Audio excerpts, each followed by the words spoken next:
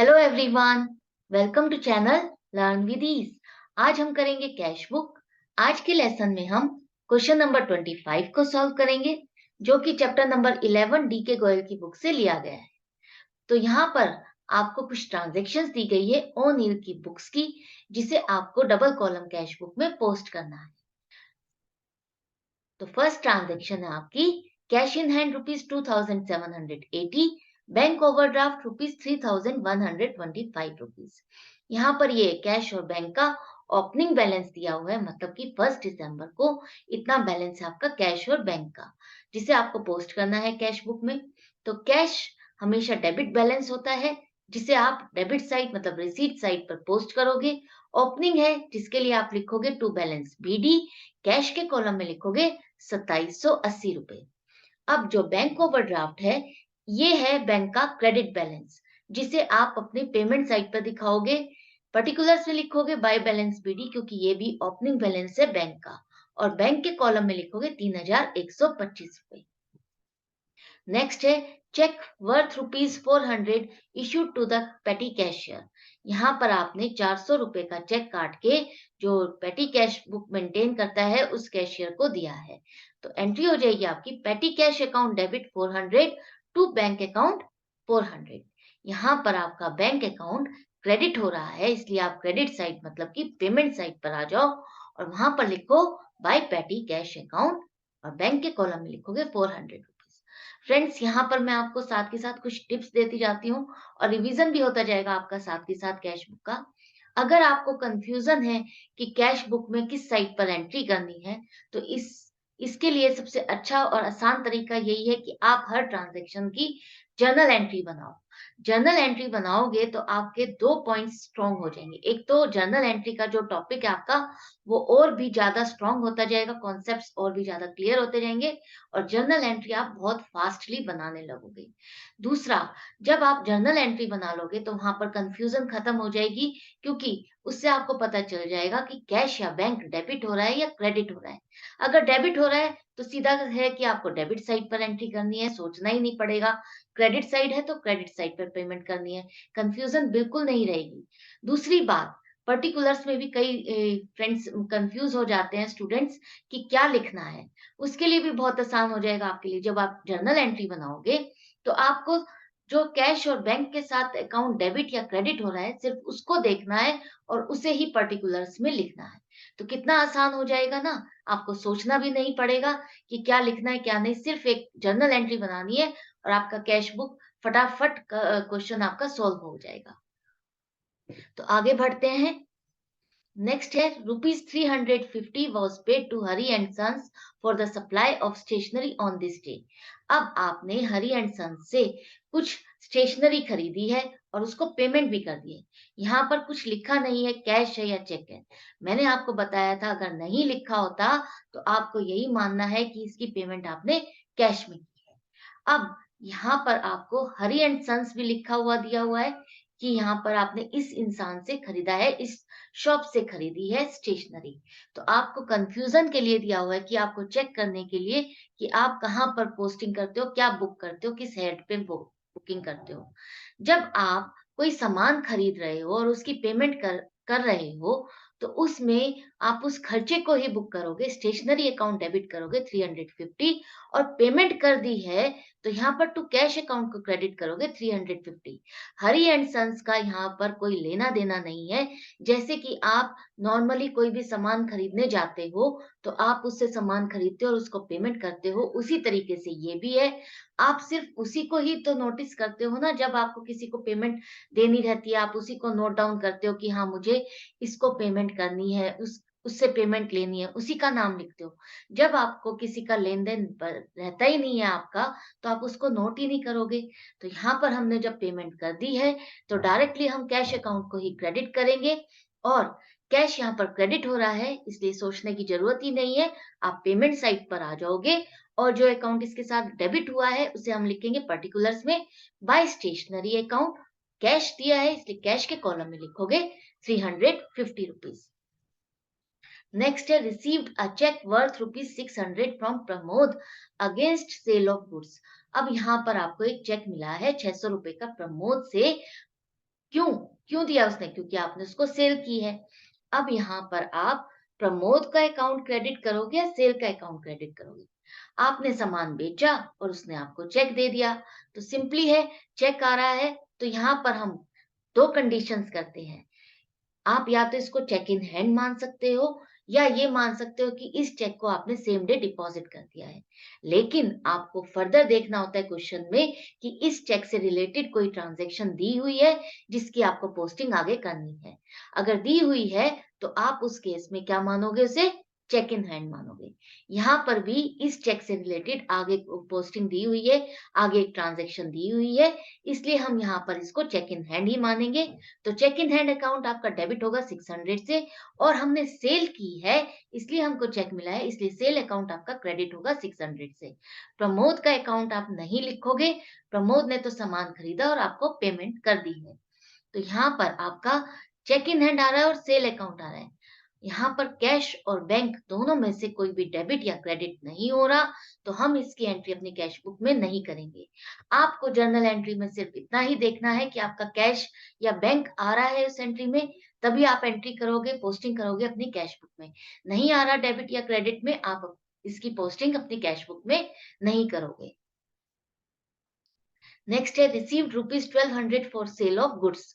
अब आपने कुछ सामान बेचा है जिसके लिए आपको 1200 रुपए पेमेंट भी मिल गई है। तो यहाँ पर कैश ही मिला है, कुछ और तो लिखा नहीं है, तो हम क्या मानेंगे इसको कि आपको सेल की है तो आपने कैश रिसीव किया है। तो कैश अकाउंट डेबिट करोगे 1200 to sales account 1200। Cash account debit हो रहा है तो यहाँ पर डेबिट साइड रिसीट साइड पर आ जाओ और जो अकाउंट इसके साथ क्रेडिट हुआ है वो है सेल्स, तो आप लिखोगे टू सेल्स अकाउंट पर्टिकुलर्स में और कैश मिल रहा है कैश के कॉलम में लिखोगे 1200 रुपए। नेक्स्ट है the cheque which was received from Pramod on 7th December was endorsed in favor of Morgan together with rupees 1400 in cash। अब आपने जो चेक रिसीव किया था अभी प्रमोद का 600 रुपए का, उसे आपने मोर्गन को दे दिया है आगे जिसे आपको पेमेंट करनी थी। साथ में आपने उसको 1400 रुपए कैश भी दिया है। तो यहाँ पर आप 11 दिसंबर की एंट्री है किस तरह से होगी?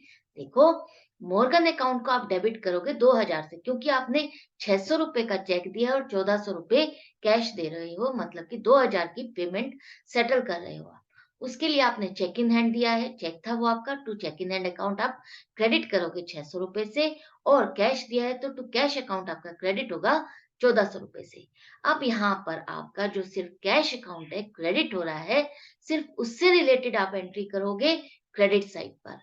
चेक इन हैंड से रिलेटेड कोई एंट्री नहीं होगी आपकी कैश बुक में, तो कैश से रिलेटेड आप एंट्री करोगे। जो इसके साथ अकाउंट डेबिट हो रहा है वो है मोर्गन, तो बाय मोर्गन अकाउंट लिखोगे पर्टिकुलर्स में और कैश के कॉलम में लिखोगे 1400 रुपए, 2000 नहीं।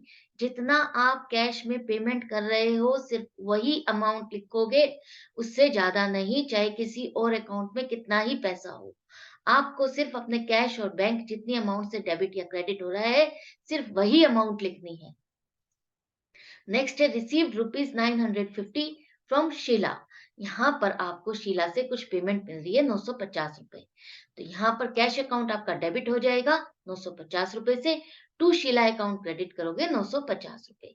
कैश अकाउंट डेबिट हो रहा है, डेबिट साइड पर आ जाओ रिसीट साइड पर और टू शीला अकाउंट लिखोगे पर्टिकुलर्स में, कैश के कॉलम में लिखोगे 950 रुपए। नेक्स्ट है Murari Lal paid rupees 2000 in cash and 3000 in check after receiving a discount of rupees 200 for goods sold to him in November. The check was immediately deposited into the bank. अब आपने कुछ मुरारी लाल को सामान बेचा था नवंबर में जिसकी वो पेमेंट कर रहा है अब 2000 कैश में और 3000 चेक दे रहा है 3000 का, और उसमें उसने 200 रुपए का डिस्काउंट भी लिया है। मतलब कि आपको उससे कितने रुपए की पेमेंट आनी थी? 5200 की, जिसकी अगेंस्ट उसने 5000 की पेमेंट की है। जो चेक मिला है आपको 3000 का वो आपने बैंक में जमा भी कर दिया है। तो जब जमा कर दिया है तो हम डायरेक्टली क्या करेंगे, इसमें बैंक को डेबिट करेंगे। तो कैश अकाउंट डेबिट हो जाएगा 2000 से, बैंक अकाउंट डेबिट हो जाएगा 3000 से, और जो डिस्काउंट आपने दिया है 200 रुपए का वो हो जाएगा डिस्काउंट अलाउड अकाउंट डेबिट 200 रुपए से। तो मुरारी लाल अकाउंट आप क्लियर कर रहे हो इसलिए उसका अकाउंट हो जाएगा 5200 रुपए का क्रेडिट। अब यहाँ पर कैश और बैंक दोनों ही आ रहे हैं इस एंट्री में, ऐसी एंट्री आपकी कॉन्ट्रा एंट्री नहीं है। कॉन्ट्रा एंट्री तभी होती है जब कैश और बैंक तो आते ही हैं, लेकिन इन दोनों में से ही एक अकाउंट डेबिट हो रहा हो और दूसरा अकाउंट क्रेडिट हो रहा हो, तभी आप उसको कॉन्ट्रा एंट्री कहोगे। लेकिन यहाँ पर तो दोनों ही अकाउंट डेबिट हो रहे हैं और दूसरे अकाउंट्स क्रेडिट हो रहे हैं, जिसकी पोस्टिंग फर्दर लेजर में होनी है, इसलिए ये कॉन्ट्रा एंट्री नहीं है। तो यहाँ पर डेबिट हो रहे हैं, इसलिए डेबिट साइड पर ही आप आ जाओ, और कैश और बैंक के साथ जो अकाउंट क्रेडिट हो रहा है वो है मुरारी लाल। तो आप लिखोगे to Murari Lal account, particulars में कैश के कॉलम में लिखोगे 2,000 रुपए और बैंक के कॉलम में लिखोगे 3,000 रुपए। 200 रुपए की जो डिस्काउंट वाली एंट्री है वो आप अपनी जर्नल बुक में पोस्ट करोगे। नेक्स्ट है, bought goods worth rupees 1700 from Rustam and paid by check after receiving discount of rupees 170। अब आपने कुछ सामान खरीदा है 1700 रुपए का रुस्तम से, और उसको आपने पेमेंट भी की है चेक से, मतलब आप बैंक से पेमेंट कर रहे हो, और इस जब आप पेमेंट कर रहे हो उसमें से 170 रुपए का डिस्काउंट काट के पेमेंट कर रहे हो, मतलब आप उसको कितने की पेमेंट कर रहे हो, 1530 रुपए की। एंट्री हो जाएगी आपकी परचेजेस अकाउंट, डेबिट करोगे 1700 रुपए से। क्यों? क्योंकि परचेज तो आप 1700 से ही करोगे, बुक आपकी परचेज तो इतनी ही है, और जो चेक जा रहा है वो है 1530 का। आप उसके लिए बैंक को क्रेडिट करोगे 1530 रुपए से, और जो डिफरेंस है 170 रुपए, वो आपका डिस्काउंट आपको जो मिला है, वो फायदा है, उसे आप डिस्काउंट रिसीव्ड अकाउंट में डालोगे, क्रेडिट करोगे 170 रुपए से। बैंक अकाउंट यहाँ पर क्रेडिट हो रहा है। अब आप बिल्कुल कंफ्यूज मत हो, सोचो मत, सिर्फ क्रेडिट साइड पर आ जाओ, पेमेंट साइड पर, और यहाँ पर जो अकाउंट डेबिट हुआ है इसके साथ वो है परचेजेस। तो आप बाय परचेजेस अकाउंट को लिखोगे पर्टिकुलर्स में, बैंक के कॉलम में लिखोगे 1530 रुपए। 1700 या 170 नहीं लिखोगे, यहाँ पर सिर्फ 1530 रुपए लिखोगे, जितने का आपने उसको चेक काट के दिया है। जो डिस्काउंट से रिलेटेड एंट्री है वो आप अपनी जर्नल बुक में करो। नेक्स्ट है, interest on overdraft ₹50 was charged by the bank. अब यहाँ पर जो ओवरड्राफ्ट है बैंक का, उस पर बैंक ने चार्जेस लगाए हैं, इंटरेस्ट चार्ज किया है 50 रुपए का। तो वो आपके लिए एक खर्चा है, जिसे आप पोस्ट करोगे बैंक इंटरेस्ट अकाउंट, डेबिट करोगे 50 रुपए से। और जो बैंक का खर्चा होता है वो बैंक हमारे अकाउंट से डायरेक्टली काट लेता है, इसलिए आप बैंक अकाउंट को ही क्रेडिट करोगे 50 रुपए से। तो बैंक यहाँ पर क्रेडिट हो रहा है, इसलिए क्रेडिट साइड पर आ जाओ, पेमेंट साइड पर, और लिखोगे by bank interest account, particulars में बैंक के कॉलम में लिखोगे 50 रुपए। नेक्स्ट है, cash in excess of ₹1000 was deposited into the bank. अब आपने जो कैश की ट्रांजैक्शंस की है, उसमें से कहा जा रहा है कि आप अपने पास जो भी बैलेंस बच रहा है, उसमें से सिर्फ एज ए क्लोजिंग बैलेंस 1000 रुपए रख करके बाकी का सारा बैलेंस आप बैंक में जमा कर दो। तो यहाँ पर आपको पहले क्या करना होगा, कैश कॉलम्स का टोटल करना होगा। तो हमने टोटल किया, डेबिट साइड का टोटल आ रहा है 6,930 रुपए, और क्रेडिट साइड का टोटल आ रहा है 1,750 रुपए। माइनस करने के बाद जो बैलेंस आ रहा है वो 5,180 रुपए। अब इसमें से वो कह रहा है 1,000 रुपए एज ए क्लोजिंग बैलेंस रख लो। तो हमने माइनस किया 1,000 रुपए, तो बैलेंस बच रहा है 4,180 रुपए। इसको आपको बैंक में जमा करना है, जिसकी एंट्री हो जाएगी आपकी बैंक अकाउंट डेबिट 4,180 लिखोगे, टू कैश अकाउंट 4,180 लिखोगे, 2,930 नहीं, 4,180 आएगा। यहाँ पर बैंक अकाउंट आपका डेबिट हो रहा है और कैश अकाउंट क्रेडिट हो रहा है, इसका मतलब क्या है, ये कॉन्ट्रा एंट्री है। क्यों? क्योंकि बैंक और कैश दोनों की पोस्टिंग हम अपनी कैश बुक में कर देंगे। तो यहाँ पर डेबिट साइड पर आ जाओ, और क्या लिखोगे, टू कैश अकाउंट, और कहाँ लिखोगे, बैंक में पैसा जमा हो रहा है, बैंक के कॉलम में लिखोगे 4,180 रुपए। 2,930 को इग्नोर कर दो, ये बाय मिस्टेक में से रह गया है, 4,180 रुपए आएगा यहाँ पर। और एलएफ के कॉलम में लिखोगे सी, सी मतलब कॉन्ट्रा।